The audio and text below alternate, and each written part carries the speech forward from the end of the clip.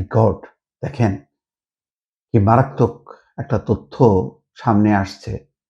সেটা হচ্ছে ইলিয়াস আলী গুম নিয়ে বিস্ফোরক তথ্য।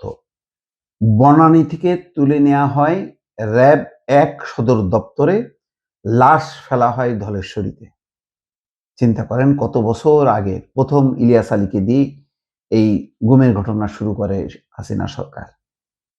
আজকে তারই ধারাবাহিকতায় দেখেন বিএনপি কিন্তু তার কমিটমেন্ট থেকে সরে যায়নি। এর মধ্যে বিএনপির যেই চেয়ারপারসন লম্বা সময় ধরে ছিলেন, আন্দোলনের নেত্রী বেগম খালেদা জিয়া, তিনি প্রয়াত হয়েছেন। তার ছেলে তারেক রহমান এখন ক্ষমতায়। কিন্তু বিএনপি ভুলে যায়নি সেই শেখ হাসিনার আমলে গুম খুনের কাহিনীগুলো। এখন এক এক করে কিন্তু সেই সময়ের লোকগুলোকে ধরা হচ্ছে যে ইলিয়াস আলী, চৌধুরী আলম সহ অনেক যে মানবতা বিরোধী অপরাধ সংঘটিত হয়েছে, কারা করছে, কিভাবে হয়েছে, সেগুলি এখন বের করার জন্য এই সব বড় বড় রাঘব বোয়ালদেরকে এখন ধরা হচ্ছে। সাবেক ডিজিএফআই মহাপরিচালক লেফটেন্যান্ট জেনারেল শেখ মামুন খালেদকে গ্রেপ্তারের পর বেরিয়ে আসছে বিএনপির সাবেক সাংগঠনিক সম্পাদক ইলিয়াস আলীর গুম নিয়ে চাঞ্চল্যকর তথ্য। ইলিয়াস আলীর স্ত্রী লুনা, তিনিও কিন্তু সংসদে দাবি করেছেন তার মানে স্বামীর যে রহস্য উন্মোচনের জন্য। তো এটা বক্তৃতার ব্যাপার না বা আহ্বানের ব্যাপার না। তারেক রহমান মনে করে যে এটা তার এবং তার দলের এটা নৈতিক দায়িত্ব যে এই গুম খুনের বিষয়গুলো এখন সামনে নিয়ে আসা। গ্রেপ্তারের পর তাকে রিমান্ডে জিজ্ঞাসাবাদ করছে ঢাকা মহানগর গোয়েন্দা পুলিশ এবং রাষ্ট্রীয় অন্যান্য গোয়েন্দা সংস্থা। জিজ্ঞাসাবাদে ইলিয়াস আলী গুম নিয়ে প্রশ্ন করা হলে নিজের সংশ্লিষ্টতা অস্বীকার করে দায় চাপাচ্ছেন অন্যদের উপর। তবে তিনি বিএনপি নেতাকে গুম নেপথ্যে এবং কারা জড়িত এসব বিষয়ে বিস্তারিত তথ্য দিচ্ছেন তদন্ত সংশ্লিষ্টদের। ডিবি তার কোনো দেয়া তথ্য যাচাই বাছাই করছে। শেখ মামুন খালেদ গোয়েন্দাদের জানিয়েছেন, গুম করার সংকেত আগেই দেয়া হয়েছিল। ইলিয়াস আলী টিপাইমুখ বাঁধ এবং পার্শ্ববর্তী একটি দেশের সঙ্গে বাংলাদেশের ট্রানজিট এবং ট্রান্সশিপমেন্ট চুক্তির বিরুদ্ধে অবস্থান নিয়েছিলেন। দেখেন, তার মানে এখানে ভারতের ইশারা ইঙ্গিত আছে। এই বাঁধ এবং চুক্তি ওই দেশের জন্য গুরুত্বপূর্ণ ছিল। ইলিয়াস আলী এর বিরুদ্ধে আন্দোলনও করেছিলেন। এরপরই সরকারের রোষানলে পড়ে।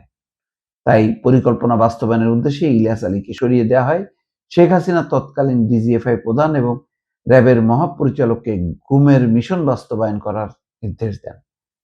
গুমের পুরো প্রক্রিয়া রেকি এবং বাস্তবায়ন করে র‍্যাব-1, আর র‍্যাবকে সহযোগিতা করে ডিজিএফআই কিছু কর্মকর্তা। সবচেয়ে বড় ভূমিকা এবং ইলিয়াস আলী গুম মিশনের নেতৃত্ব দেন মেজর জেনারেল জিয়াউল হাসান। জিয়াউল হাসান কিন্তু সহসায় ছাড় পাবে না, কারণ সে অনেকগুলি ঘটনার সাথে যুক্ত। শেখ হাসিনার ঘটনার আগে পরে জিয়াউলের সঙ্গে একাধিকবার কথা বলেন।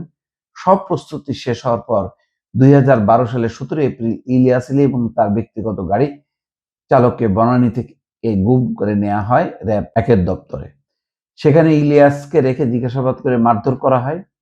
গোয়েন্দাদের সূত্র বলছে, তুলে নেওয়ার পর 17 থেকে 20 এপ্রিলের কোনো এক রাতে ইলিয়াস আলীকে হত্যা করে ধলেশ্বরী নদীতে লাশ ফেলে দেওয়া হয়। অন্যদিকে গুম হওয়া স্বামীর সন্ধান চেয়ে 21 এপ্রিল ইলিয়াসপন্থী সন্তানদের নিয়ে শেখ হাসিনার সঙ্গে দেখা করেন। পরে শেখ হাসিনা জিয়াউল হাসানকে ফোন দিলে ইলিয়াস আলীকে চূড়ান্ত গুম করার ইঙ্গিত দেন ওই কর্মকর্তা। চিন্তা করেন। এদিকে সরকারের নির্দেশনায় ইলিয়াস আলীকে গুম করা নিয়ে নড়েচড়ে বসছে আইন শৃঙ্খলা রক্ষাকারী বাহিনী। শেখ মামুন খালেদকে গ্রেপ্তারের পর দফায় দফায় জিজ্ঞাসাবাদ করা হচ্ছে।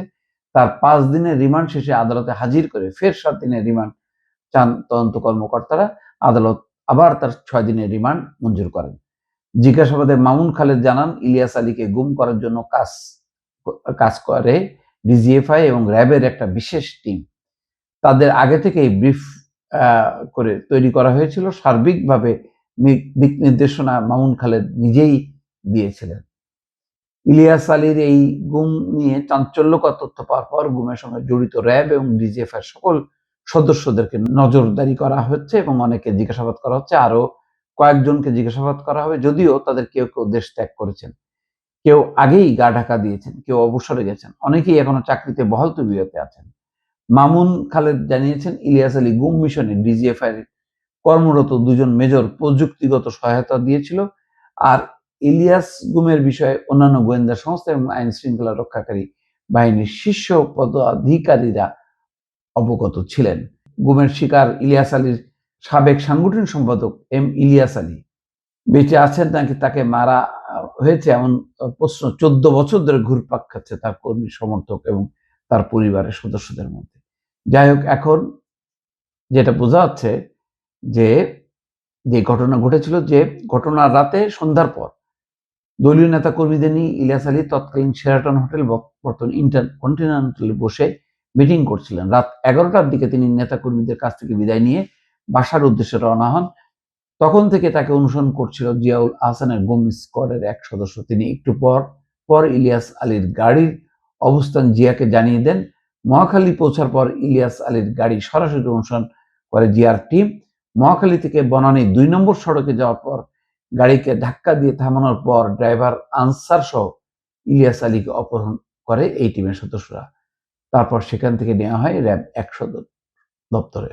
মানে কাহিনীটা খুব মর্মান্তিক, এবং এই কাহিনীটা যদি উদ্ঘাটিত হয় তাহলে কিন্তু অন্তত মানে আমি বারবার বলি, শেখ হাসিনার কিন্তু আসলে বাংলাদেশের রাজনীতি ইতিহাস খতম।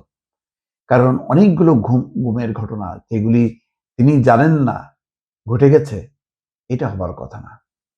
বরং সে তার রেহেনার জামাই ওই জেনারেল যিনি ছিলেন তার সামরিক উপদেষ্টা জেনারেল তারেক, এরা সবাই কোনো না কোনো ভাবে জানে অনেকগুলো গুমের ঘটনা। তার মধ্যে ইলিয়াস আলী, চৌধুরী আলম এগুলি আলোচিত। এগুলি উদ্ঘাটিত হওয়ার পর আর যাই হোক না কেন, আওয়ামী লীগের এই নেতৃত্ব বাংলাদেশে ফিরে আসা, রাজনীতি করা, এটা সম্ভবত আর সম্ভব হবে না।